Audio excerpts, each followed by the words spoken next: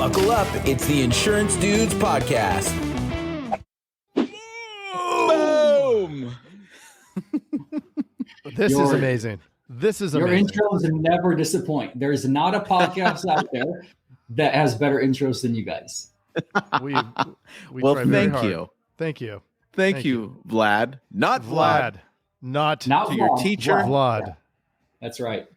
I've been served 10,000 ads from Vlad, yet I managed to mispronounce his name when he Yes. first came on That's true. beforehand. In every video, I start, hey, this is Vlad from the Insurance Sales Lab. So, Way to Vlad go, Craig. from the lab. every video. He's got old So, timers. Vlad. I Not am Alzheimer's, old. Old timers. Oh, old timers. Yeah. I'm Old old timers? too, so I Old don't know. timers. Well, welcome to the Insurance Dudes, Vlad. You're on the hot seat in the Vlad sandwich here between Jason and I. If you're watching on YouTube, then you'll see that. If you're listening, then you can just visualize. You guys changed your platform for the podcast. It used to look like a Zoom setup. Now you guys use something super fancy. It's a secret. It was Zoom. It Now was it's Zoom. Ecamm. Was And we Ecamm. might switch Yeah. again. We Yes. made switch again. Like typical Am I the agents switch. first on the Ecamm? We're going to switch to the next shiniest object because As we're you should. agents. Yeah. Yeah. So welcome, Vlad, to the Insurance Dudes. Let's jump into Speed Breakers. Get this thing going. Are you ready? Speed breaker, speed breaker, speed breaker, speed breaker. Just answer these questions as fast as you can. as fast as you can. And All that's right. it. Little You fun can't stop game. me because I'm the gingerbread man. Are you ready? Vlad, I'm ready. Question 1. Have you ever had a mullet? Never. Never. Oh. First crush. The girl I ended up marrying. Oh, good job. Well Ooh. played. Most embarrassing thing your mom ever caught you doing? Be honest. I don't really have embarrassing moments. Yeah, I really don't have embarrassing. I have things that I regret, like hitting my brother with because I grew up with 7 brothers or 6 brothers. Ooh. I've done some embarrassing stuff with them, but Okay. yeah, nothing. All right. Yeah, I'll take that as a pass. yeah. Fastest speed ever driven. Probably 150-ish. We're going to hand this to the authorities.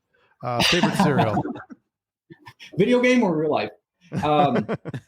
Look, you got to go with Lucky Charms. Oh, that's 2 for 2 today. How many kids? Yeah. I have 2 kids. Have 2 you and a half made and cry? Please wait till the end of the question. Have you made cry? I've made both of them cry. Good job. Count Chocula or Count Dracula?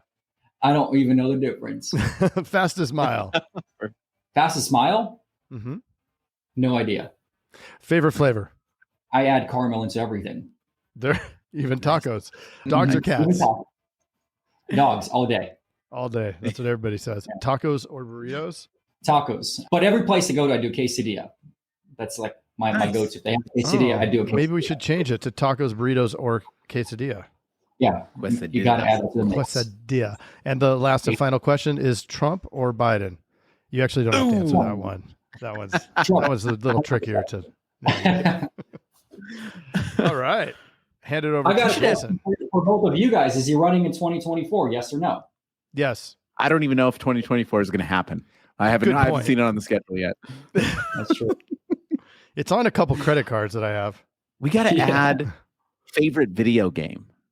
Ooh, I will do that now. Vlad, what's your favorite video game? The only All-time. the only video game I've ever played was NBA Live when I was like in 7th grade. And it wasn't even a video game, it was a computer game because I'm into basketball. I was playing basketball. My dad walks in the room, he says, "What are you doing? You shouldn't be doing this." Takes the game away. I've never played since. And I don't regret it. I've never Wow. played video games, yeah. Wow, that's crazy. But that's funny that your dad did that and then you never played it again. Yeah, I used to work at Best Buy and I had some shifts where I had to work in the gaming section. Everybody knew everything about gaming. People would come in and I didn't know anything. People would ask about game recommendations. I didn't know about how consoles work, the difference between all of them. No one could believe it because I was like 18, 19 and never played a game. Right. Yeah. Wow.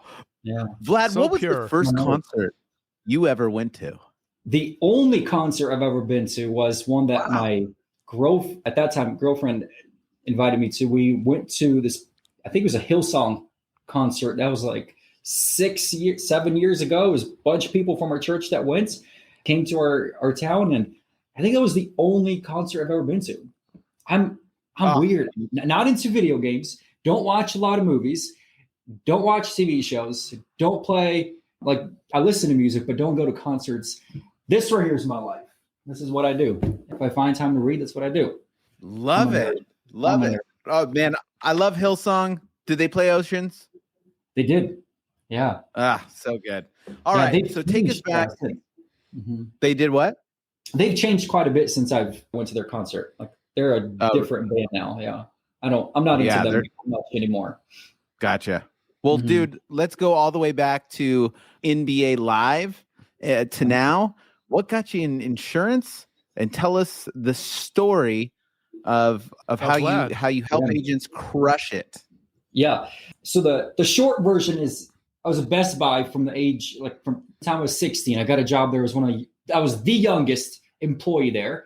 And my goal was to always be number one in sales. There was this tracker at Best Buy. A lot of people don't know this, but I think Best Buy is still this way, but they track metrics it also depends on the store that you work for, but on a daily basis and by departments, computer department, the video game departments, home theater departments.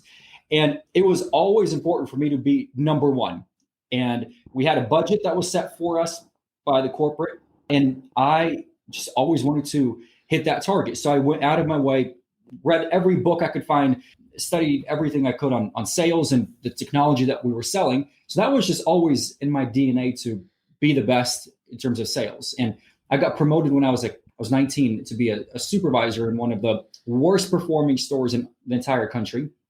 And the reason they put me to be a supervisor to supervise like 20 employees in the computer department was because they wanted me to teach those 20 reps my sales process because I was like number one in a big territory. So they just said, look, if we can duplicate Vlad's sales process and have everybody hit the same numbers that I was writing at the time, then we should turn the store around. Long story short, we did that after like 2 years, and all the credit went to the GM and the leadership. I remember getting corporate visits from the way top because our store went from being one of the worst performing stores to one of the best performing stores in all of Best Buy.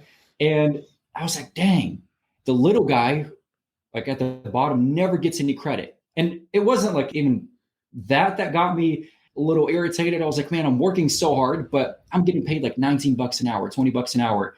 I want to make a lot more money.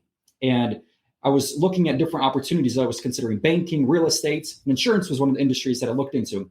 So I was recruited by a big captive company that we all know of.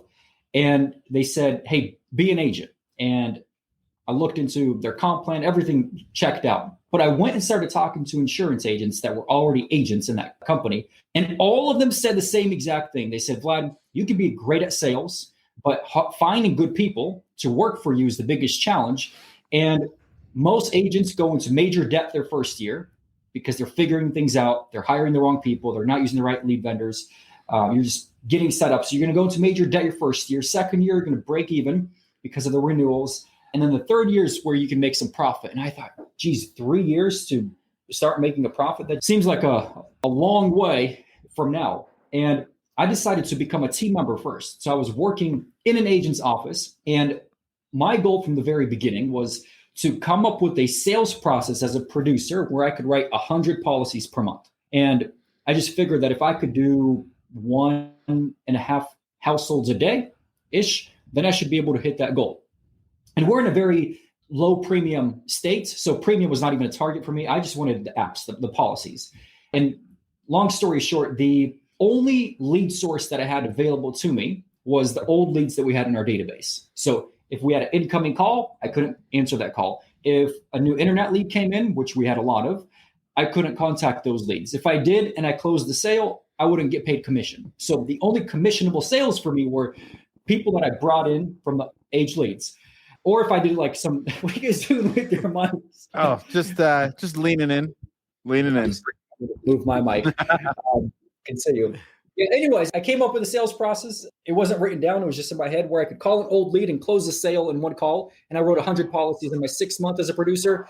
And throughout that 6 month duration, is that my dog or your, Jason? I'm just kidding. That's probably Craig's dog or his rabbit. Who let the dogs out? Who? Who? Good call, Mr. Craig. Good one. Well, tell us a little bit about that. How did you start developing that sales process? I know you're trying to hit this goal of, 100 plus policies a month, right? or items a month, right? Policies, all- whatever. Yeah, It was apps, so but policies. apps.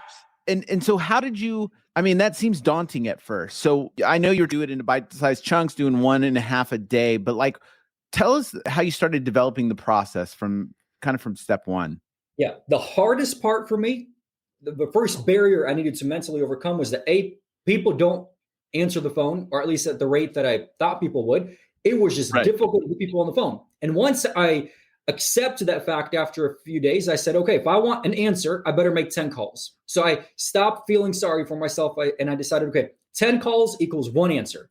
When I get that answer, what do I do with it?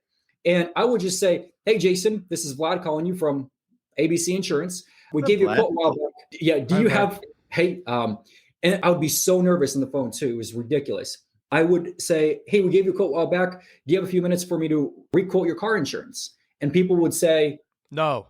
Yeah, I'm not interested, or I'm too busy, the normal response. So I was thinking about, how do I get people to get past that initial barrier of just saying yes? And I remember there was a time for like 2 months, I left my Best Buy job to go door knocking, and I worked for Comcast, where go door knocking and sell cable and internet services. And the guy who I shadowed was the number one sales guy, door-to-door sales guy. And what he did, which was interesting, was when he knocked on someone's door, they opened, he would always ask them questions that would get the person to say yes, yes, yes. So 3 yeses in a row. And that just prevented, first and foremost, the door being slammed on you. And then he, for the most part, had his stuff, like people invited him into their house. And that was just crazy to me. So I just followed his process, and I was pretty successful as well when I was doing that job. And it was funny to me that nobody else was following that strategy. Even though he shared it with everybody, nobody else was following it. So I just remembered that moment where when I knocked on someone's door, I would ask questions that would lead to a yes. So I thought, how could I do that in my sales calls? So I would start confirming information that I knew was true about the prospect. They would say yes, yes, yes. And I got past the first 20 seconds. And then over time, it became more and more clear in what I would say. But the point is that people started saying, yes, give me a quote. I would start getting more opportunities to quote people. And that was like the biggest win, is more opportunities to quote prospects. Then the next big challenge was, okay, you quote someone and they would say, yeah, all that looks great, sounds great, but send me an email, I'll get back to you. Right. And that was the next big challenge. How do I overcome that? How do I get people who are at the finish line, but for whatever reason are just one step away from saying yes? So I tried a lot of different things and finally figured out a way where I could get people to give me their payments information the first call. So now I have a way to quote people. I have a lot of people saying yes, and I'm closing sales in the first call. And the next big challenge was, if I'm more expensive, like, what do I do then? They're paying $150 for their insurance. I'm coming back at $170 for their auto renters. How do I get them to pay $20 more? Well, I can't say we're going to cover you better when it comes to claims. We'll answer the phone 24/7 because everybody says that. You don't call a 1-800 number. You call a local number. You always talk to the same people. Like, everybody says that. So I had, like, I'm keeping this super short, but I had a few epiphanies, moments where I tried a few things. Basically, it was all through trial and error. Where I would try something, it worked, I would repeat it over and over again. If it didn't work over a few tries, then I would stop doing it. So I got a way where I could quote people, close them in the first call, and even if we were more expensive. And that was like the birth of the script for me. And then other things happened where I added a few elements to it where when it came to like multi-lining, if I was doing an auto renters bundle, easy, close deal every time, bundle. But when it came to homeowners, getting someone to quote their home and their auto in the first call and switch over in the first call, that was a little complex. So once I figured that out, then that's when I went from doing 40, 50 policies a month to 100 on my 6th month. And then it went up. And then on my 9th month, I did 152, and I just continued to stay at 150 or higher. But the big thing for me that I haven't shared yet is that for me, it was important to get incoming calls. So with every person that I wrote, I executed the most simple referral program that you could ever imagine, but I was consistent with it. And I followed up with the people who I wrote a few days after I wrote them. And then 7 days later, asked for a referral, gave them a $10 gift card. In fact, I fronted a $10 gift card to guilt trip them into sending me a referral. And then eventually I started getting 1 call a week, 2 calls a week, 3 calls a week. Then it was 1 a day, 2 a day, 3 a day. And then when it got to like my 9th month, that's when I started getting 4 or 5 calls a day. And now I have incoming calls and I have a great sales process. Put those together, 150 policies a month. Blows up. And that was that holy grail. And I felt like, dang, I'm onto something. And now it's time to like see what I can do more than that. And then agents started sending their staff members to our agency and saying, hey, Vlad, I'll pay you $200 if I can have my team members sit there for a couple hours and watch you sell. I'm like, sure, I'll do it. And they would come back to their agency after recording the sales conversation. They would implement the same sales process and it would work for them as well. So that's when I started doing workshops in our area and then traveling to other parts of the country. And before I knew it, I had a full-time business traveling the country, training agents over a 2-day workshop on my sales and referral process. So, and then after doing that for a while, I converted the workshop business to an online course. So now the online course is what I used to teach in live workshops. So yeah, that's what you see my ads on right now is the One Call Close Masterclass. Cool. I love that, man. So let's go back to the initial getting someone to just even talk to you. I think door-to-door sales is it's the pinnacle of sales. Like if you can get good at door-to-door sales, you can sell anything, anywhere, anytime. 100%. And then, and then the next step up would be phone sales, especially when it comes to insurance. And then online sales makes it easy. But let's go back to that door-to-door. What was it the dude that you were shadowing was doing? What were those 3 questions that he was asking? And you said for phones? For phone service, it was right? for Comcast. Yeah, Comcast. So it's been about 8 years, so I don't recall all the questions. But what he would do is when we had a yellow vest to look more official, a badge, and then he would have a clipboard, and somehow we had the homeowners' names written down for the addresses that we were knocking, and he would basically see who they have for their cable provider. Is it DirecTV? Is it Dish? Like who do they have? And then when he would knock on their door, he would usually give their name and then say, looks like you have whatever the competitor is for your cable. And then do you also use them for internet or whatever that follow-up question is? So usually name, who they have for the service provider, and then another third question.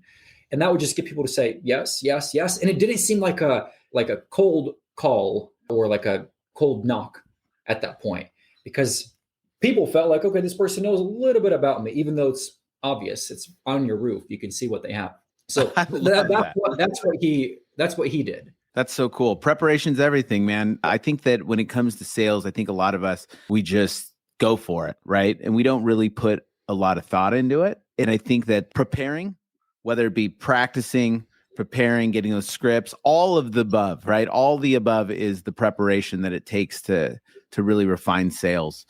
So what was it really past that? So you would get that. So the first step was leading the yeses to get the quote, right? The next process that you said that you started really refining was those one call closes. What were some of the tactics and strategies that you would use for that step? Yeah. So I wouldn't reveal the price in the beginning of the call. So if even if I had a quote already prepared, I would save that price until I've given them a home and auto quotes. And then at the very end, when I'm giving them a quote, I would say, Jason, like if I knew it was $200 a month for your auto and renters together, instead of just saying, all right, Jason, it's $200 a month for your insurance. What do you think?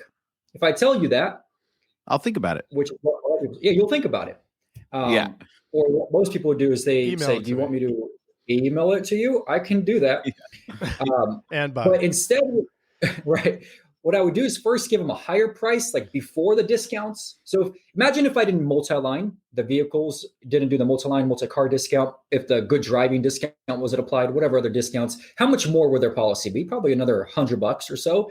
I know some carriers give you the price before the discounts, others don't.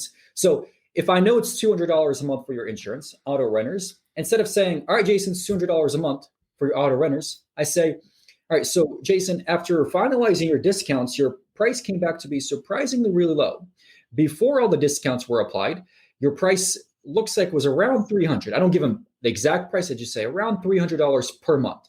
But because you don't have any accidents, no tickets, bundling your home and auto or renters and auto, your price came back to be only, and the keyword is only $200 a month, which is actually a really good price for the coverage that you're getting. So there are 2 ways you can get this started. And that's the key, where I give you the price and then I go straight into giving you the two options on how to get started. So there's two ways you can get this started. The first option is you can make your first month's payment today and your coverage begins immediately while we're still on the phone.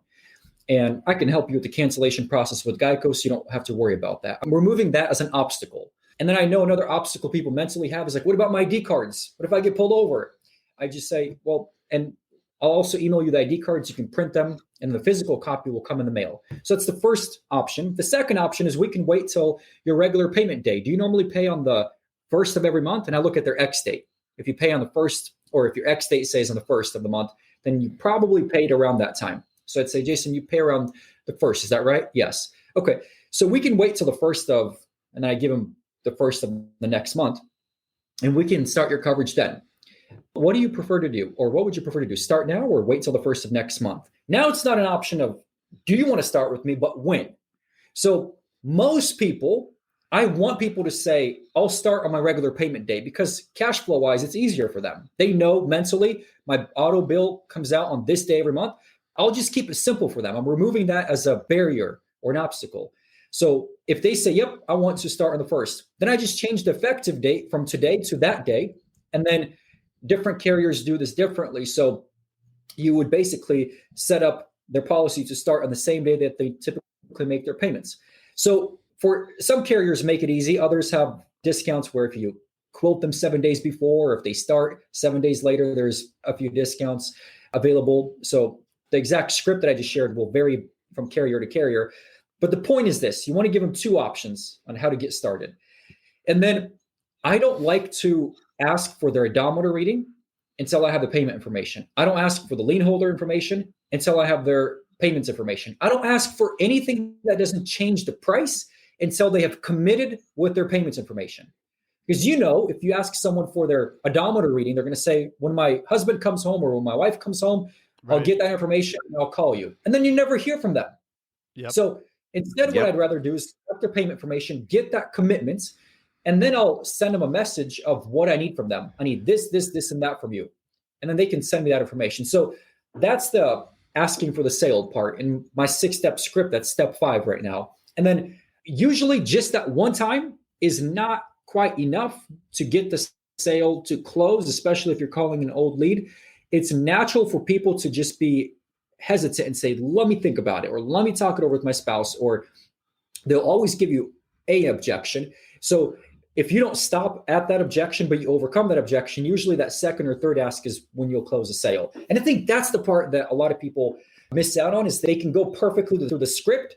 They'll ask for the sale exactly as they're supposed to, and then they just don't overcome that first objection that comes up. But if you do that, then you'll close a lot more business. Because if that person is totally fine with switching over to you, the prospect that you're talking to, they just need a push. Mm-hmm. And so that's the 5th step of the script, is asking for the sale. That's how I got people to switch over in the first call. And I should say the other thing to keep in mind is, if your value proposition is price, if you're saying we're saving you money on your insurance, and that's the main thing that you're leading with, I just haven't found that to work really well. Maybe it's because where I'm from, we weren't really competitive on rates. So I had to sell on value. I had to separate myself from the competition. So when people were switching over, they were paying either the same amount or more with me. So it's important that a lot of people won't switch over if it's $10, $20 more per month, especially like your premier clients who $10, $20 is not going to make a huge impact on their budget. They'll just say, look, I'll keep my home, my 3 rentals, and my 4 cars with my company right now. I'm not going to switch over for a $15 a month discount. So you have to bring more to the table than just a better price. And I think that's where the second step of the script becomes so key, is you have to separate yourself from the competition. So it's not just, you got to be slick with the way that you ask for the sale, or you got to be slick with how you overcome objections. What you do way before that in the call will influence if the person's going to move forward with you in the first call or not. Love it. Love it. That's so awesome, many great things in there. Yep. Vlad, you just dropped knowledge bombs. Have you watched my webinar? Have either one of you watched my free webinar? I have not, and I've not been cookied by you. And now I'm terrified of being cookied by you. But I'm going to. I mean, obviously. Whatever you do not search for insurancesaleslab.com. Because once you do that, you're on Perfect. forever, on the hook. yeah, yeah, Yeah, it's amazing, this business. We've talked about it a million times, and Jason and I are both really, really big proponents of having a script, because if you don't have some script or some framework for your salespeople, then there's really no way to gauge effectiveness, right? In this business, it's so strange how you can make so many calls, do so many quotes, because you have to do volume in order to make any money. Yet just it's flying blind and random how to do it, and living or dying on that price. And if anything, distributing or selling insurance that way, all it does is set you up for low retention and mediocre results. You have to coach and train and become robots almost at what to say in every situation. And it's all muscle memory. Mm-hmm. Yeah, it's interesting to me. It's kind of like this. You would never have a football team. Here I go with sports analogies. And he doesn't know anything about sports. Dude, I was just going to do that, say the same thing, but go ahead. Yeah.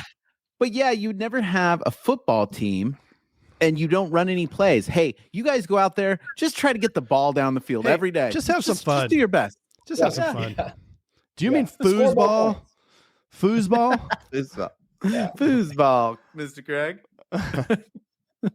Yeah, but it's crazy to me. I mean, I don't know why anybody would do that. And I think that we're lucky to be in an industry where it is real relationship based, and you can have good relationships with people where they'll send you clients and you don't feel the need to have that script sometimes, you know what I mean? But I mean, look at the last year, as we're going into different scenarios where we don't have the same foot traffic. I mean, the world's been turned upside down. We got to have some sort of script. We got to have some sort of plan that we can get better, create predictable results, and crush it. Yeah. But yeah, it's huge, man. Yeah, I believe we live in the greatest time in human history. Like, there's more people who are writing like 100,000 in premium. To be continued. Hey, Jason. Yes, Mr. Craig. That was another awesome episode, wasn't it? Mm-hmm. Well, if people want to get a little bit more action and learn how to write 100,000 in premium off of even the worst internet leads, where could they go? They can go to live.teledudes.com. Ooh, that sounds exciting. Are we going to be there? Yes. It's a weekly call that we're doing right now. It's live, and it will show you the process, the entire process. Super awesome. I love it. Let's do it. Let's do it. Sign up right now, live.teledudes.com. Live.teledudes.com. That's live.teledudes.com. Hey, Craig, there's a new community that we are starting that I cannot wait to tell everybody about. It is our live texting community where you and I are going to answer people's questions and give them free content, right? Are you kidding me? We get to talk to them? Yeah, which is awesome, but they have to opt in. They have to text us at 520-214-2219. That's 520-214-2219. Nice. Craig, are you going to respond to these texts? I'm going to respond to them for sure. Live. I'm into it too. It's going to be awesome. And it's going to be our new texting community where we're going to get back to everybody that we can and drop some crazy content, free content, and free the calculator that you just came up with. That's right.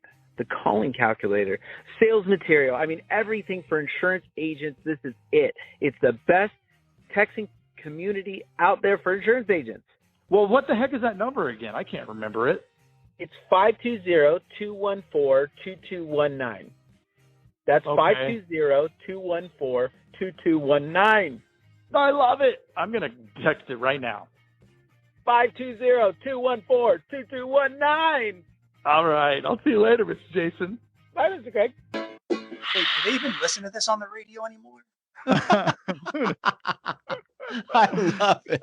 I love it. Nice. All right.